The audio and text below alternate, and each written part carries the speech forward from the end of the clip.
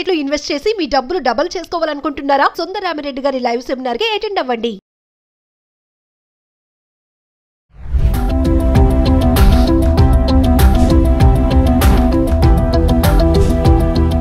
నమస్తే, welcome back to Suman TV. Asia కప్లో భారత్ గెలిచి కప్ని సొంతం చేసుకుంది, కానీ ఆశించిన స్థాయిలో ఆడలేదు. అందుకే ప్లేయర్స్ పైన విపరీతమైన ప్రెషర్ కూడా బిల్డప్ అయింది.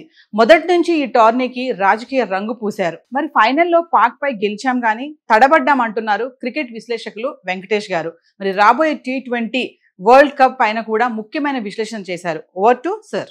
ఇండియా పాకిస్తాన్ మ్యాచ్ అనగానే యుద్ధం, సంగ్రామం, సమరం అలాంటి పెద్ద పెద్ద మాటలు వాడడం అనేది మనం చాలా తరచుగా చూస్తాం మీడియాలో. నిజంగా ఈసారి ఏషియా కప్ లో ఇది ఒక పొలిటికల్ బ్యాటిల్ గా జరిగిందే తప్ప ఆన్ ఫీల్డ్ యాక్టివిటీ కంటే కూడా ఆఫ్ ఫీల్డ్ అనేది ఎక్కువ వార్తల్లోకి ఎక్కింది. ఆపరేషన్ సింధూర్ జరిగిన కొద్ది నెలలకే జరిగింది కాబట్టి ఈ టోర్నమెంట్ లో పాలిటిక్స్ ఎక్కువ ప్రధానంగా కనిపించినాయి. యాక్చువల్లీ ఇక్కడ 8 టీమ్స్ ఈ టోర్నీలో పార్టిసిపేట్ చేసినా కూడా ఫోకస్ అంతా కూడా ఇండియా పాకిస్తాన్ పోటీల మీద ఉంది. ఎప్పుడు లేనట్టుగా ఏ మల్టీలేటరల్ టోర్నమెంట్ లో లేనట్టుగా ఇండియా పాకిస్తాన్ ఇక్కడ 3 సార్లు తలపడ్డాయి. And fortunately India won all 3 matches. దాంతో పాకిస్తాన్ తలెత్తుకోలేకుండా పోయింది. కానీ ఇండియా ఈ టోర్నమెంట్ లో బిహేవ్ చేసిన విధానం అంటే ఆఫ్ ద ఫీల్డ్ చాలా ప్రెషర్ ని వాళ్ళంతా వాళ్ళు కొని తెచ్చుకున్నారేమో నాకు అనిపించింది. ఎందుకంటే నిజంగా మీకు పాకిస్తాన్ తో ప్రాబ్లం ఉంటే అసలు ఆడకుండా పోతే సరిపోయింది. అలా కాకుండా పాకిస్తాన్తో ఆడతాం మేము, దానివల్ల ఇండియా పాకిస్తాన్ మ్యాచ్లకు ఉండే ఆ క్రేజ్ ని, ఆ బ్రాండ్ వాల్యూని పెంచుకుంటాం, ఇద్దరిని ఒకటే గ్రూప్ లో పెడతాము, 3 సార్లు 2 టీమ్స్ తలపడేలా ఉండేట్టు చేస్తామని చెప్పి టోర్నమెంట్ డిజైన్ చేశారు. ఎందుకంటే ఈ టోర్నమెంట్ హోస్ట్ ఇండియాని దుబాయ్లో ఎందుకు జరిపారంటే పాకిస్తాన్ ఆడడానికి వీలుగా దుబాయ్లో జరిపారు. సో పాకిస్తాన్తో మీకు ప్రాబ్లం ఉంటే అసలు మొత్తానికి ఆడకుండా ఉండాల్సింది. అలా కాకుండా మ్యాచ్లు ఆడుతూ మళ్ళీ ఎడమొహం పెడమొహంగా ఉంటాం మేము అని చెప్పి షేక్ హ్యాండ్ ఇవ్వకపోవడం, ట్రోఫీని తీసుకోకపోవడం, ఇవన్నీ చేశారు. దీనివల్ల టీం మీద తమకి తాము ప్రెషర్ పెట్టుకున్నాం. తర్వాత ఫస్ట్ మ్యాచ్ గెలిచిన వెంటనే దీన్ని మేము మా ఆర్మ్డ్ ఫోర్సెస్ కి అంకితం చేస్తున్నామని చెప్పి కెప్టెన్ సూర్యకుమార్ యాదవ్ చెప్పించారు. దీనివల్ల ఏంటంటే ప్రతి మ్యాచ్ గెలవాలి, ఇది ఒక యుద్ధాన్ని తలపిస్తుంది అన్నట్టుగా ఒక ఫీలింగ్ తీసుకొచ్చారు. దాని మీద ప్లేయర్స్ మీద విపరీతమైన ప్రెషర్ ఏర్పడింది. అందుకే ఫస్ట్ 2 మ్యాచెస్ లో సెప్టెంబర్ 14th జరిగిన మ్యాచ్, ఆ తర్వాత 21st జరిగిన మ్యాచ్, రెండిట్లో ఇండియా ఈజీగా గెలిచింది. కానీ ఫైనల్ కి వచ్చేసరికి మన వాళ్ళు తడబడ్డారు. బ్యాటింగ్ లో తడబడ్డారు, బౌలింగ్ లో తడబడ్డారు. లక్కీగా మన టీంలో ఉన్న డెప్త్, మనకున్న సుపీరియర్ ఎబిలిటీ వల్ల నెట్టుకొచ్చాం. కానీ చాలా చాలా టెన్షన్ తో ఆ మ్యాచ్ గెలిచాం.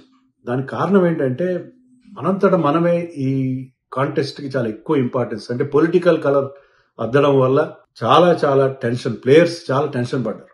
లక్కీగా ఏంటంటే మన టీం ఇప్పుడు చాలా బాగుంది, పాకిస్తాన్ కంటే కొన్ని నాచెస్ అబోవ్ ఉంది, చాలా చాలా స్ట్రాంగ్ గా ఉంది. కాబట్టి మనం ఇంత టెన్షన్ ని తట్టుకొని, ఇంత ఇబ్బందులు తట్టుకొని నెట్టుకొచ్చాం. కానీ అదర్వైజ్ ఇది కేవలం ఒక పొలిటికల్ బ్యాటిల్ గానే నాకు అనిపించింది. ఈ ఏషియా కప్ లో పాలిటిక్స్ తప్ప యాక్చువల్ గా మ్యాచ్ల గురించి ఏం లేదు. ఇది ఆపరేషన్ సింధూర్ నెంబర్ 2 అని చెప్పి నరేంద్ర మోడీ మన ప్రధానమంత్రి స్వయంగా ట్వీట్ చేయడం, అంటే గెలిచిన తర్వాత, గెలవకముందు అంటే అది వేరే విషయం, గెలిచిన తర్వాత మనం 2వ సారి గెలిచామన్నట్టుగా దాన్ని సెలబ్రేట్ చేయడం కూడా దీంట్లో భాగంగానే మనం భావించాలి. యాక్చువల్లీ మనం ఈ టోర్నమెంట్ లో ఆడిన ప్రతి మ్యాచ్ గెలిచాం. 7 మ్యాచ్లు ఆడితే 7 మ్యాచ్లు గెలిచాం.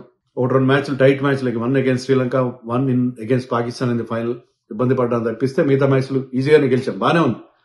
కానీ ఓవరాల్ గా ఈ టోర్నీలో మన టీం పర్ఫార్మెన్స్ అంత గొప్పగా లేదని చెప్పక తప్పదు. ఎందుకంటే కెప్టెన్ సూర్యకుమార్ యాదవ్ ఏమాత్రం ఫామ్ లో లేడు. కెప్టెన్ గా అతను మంచి రిజల్ట్స్ ఇస్తున్నాడు, కానీ యాజ్ ఎ ప్లేయర్ గా అతను ఇటీవల కాలంలో he's going through a horrible lack of form అతని నుంచి మనం చూసాం. శుభ్మన్ గిల్ ని అన్ని ఫార్మాట్స్ లో అతన్ని ప్రొజెక్ట్ చేస్తున్నారు. ఇక్కడ కూడా అతన్ని మంచి మంచి ప్లేయర్, శ్రేయస్ అయ్యర్ లాంటి వాళ్ళని పక్కన పెట్టేసి, యశస్వి జైస్వాల్ని పక్కన పెట్టేసి అతను మళ్ళీ T20 స్కీమ్ ఆఫ్ థింగ్స్ లో తీసుకొచ్చారు. కానీ అతను కూడా సెలెక్టర్స్ అండ్ బీసీసీఐ పెద్దలు తన మీద ఉంచిన నమ్మకాన్ని నిలబెట్టుకోలేకపోయాడు. ఒక 50 మినహాయించి అతను పెద్ద గొప్పగా ఆడలేకపోయాడు. సో అది కూడా ఒక ఫెయిల్యూర్. అలాగే చాలా మంది ప్లేయర్స్, సంజు శాంసన్ కూడా ఆశించిన స్థాయిలో, అతనికి వచ్చిన అవకాశాలు తక్కువ, ఆశించిన స్థాయిలో పర్ఫామ్ చేయలేదు. అతను ఏంటంటే ఓపెనర్ గా బాగా ఆడేవాడిని ఇప్పుడు మిడిల్ ఆర్డర్ లో పంపించారు. మిడిల్ ఆర్డర్ లో పంపిస్తే అక్కడ అతను అంత గొప్పగా ఆడలేని పరిస్థితి మనం చూసాం. ఏంటంటే అభిషేక్ శర్మ అద్భుతమైన బ్యాటింగ్ ఎబిలిటీ, ఫైనల్లో తప్ప మిగతా అన్ని మ్యాచ్లో అతను సూపర్ బ్యాటింగ్ చేశాడు. అండ్ కుల్దీప్ యాదవ్ బ్రహ్మాండమైన బౌలింగ్ పర్ఫార్మెన్స్, 17 వికెట్లు తీశాడు. 7 మ్యాచ్లో 17 వికెట్లు తీశాడు అతను. వాళ్ళిద్దరి బ్రిలియన్స్ వల్ల మనం గెలిచాం తప్పిస్తే course there are contributions from other players like Hardik Pandya, Varun Chakravarthy, Akshar Patel కూడా ఆశించిన స్థాయిలో పర్ఫామ్ చేయలేదు. బట్ ఓవరాల్ గా మనం ఆశించిన స్థాయిలో ఈ టోర్నమెంట్ లో పర్ఫామ్ చేయలేదు. Even Bumrah was of colour. Bumrah కూడా ఆశించిన స్థాయిలో అతని స్టాండర్డ్స్, అతని లాఫ్టీ స్టాండర్డ్స్ తగినట్టుగా అతను ఆడని పరిస్థితి మనం చూసాం. సో ఓవరాల్ గా మనం ఎంత మాట్లాడినా ఏం చేసినా ఈ టోర్నమెంట్ లో మనం గెలిచాం తప్పిస్తే 6 నెలల్లో మనం T20 వరల్డ్ కప్ ఆడబోతున్నాం. దానికి తగిన ప్రిపరేషన్ గా అది కనిపించలేదు. ఎందుకంటే పాలిటిక్స్ డామినేట్ చేసినాయి పర్ఫార్మెన్సెస్ కంటే కూడా. పర్ఫార్మెన్సెస్ కూడా అంతంత మాత్రంగానే ఉన్నాయి. చాలా చాలా చాలా మార్పులు చేసుకోవాలి. మన ఆస్ట్రేలియాతో త్వరలోనే ఒక 5 మ్యాచ్ల T20 సిరీస్ ఆస్ట్రేలియా వెళ్ళి ఆడబోతున్నాం. అక్కడ కండిషన్స్ డిఫరెంట్ గా ఉంటాయి. కానీ అక్కడ మళ్ళీ మనం ఎవరైతే ఫామ్ లో లేని బ్యాట్స్మెన్ అందరూ ఫామ్ లోకి రావాల్సిన అవసరం ఉంది. డెఫినెట్ గా మనం ఆశించే స్థాయిలో పర్ఫామ్ చేయాలి. శివం దుబే లాంటి ప్లేయర్, శివం దుబే మీద మనకి ఎక్స్పెక్టేషన్స్ లాగా శివం దుబే చాలా బాగా పర్ఫామ్ చేశాడు. ఎక్సీడెక్స్ ఎక్స్పెక్టేషన్స్. బౌలింగ్ లో కానీ బ్యాటింగ్ లో కానీ ఒక మంచి ఆల్రౌండర్ గా అతను ఎదిగి వస్తాడని అనిపించింది. సో ఒక 3-4 ప్లేయర్స్ మినహాయిస్తే మిగతా వాళ్ళందరూ ఆశించిన స్థాయిలో ఏ మాత్రం పర్ఫామ్ చేయలేదు.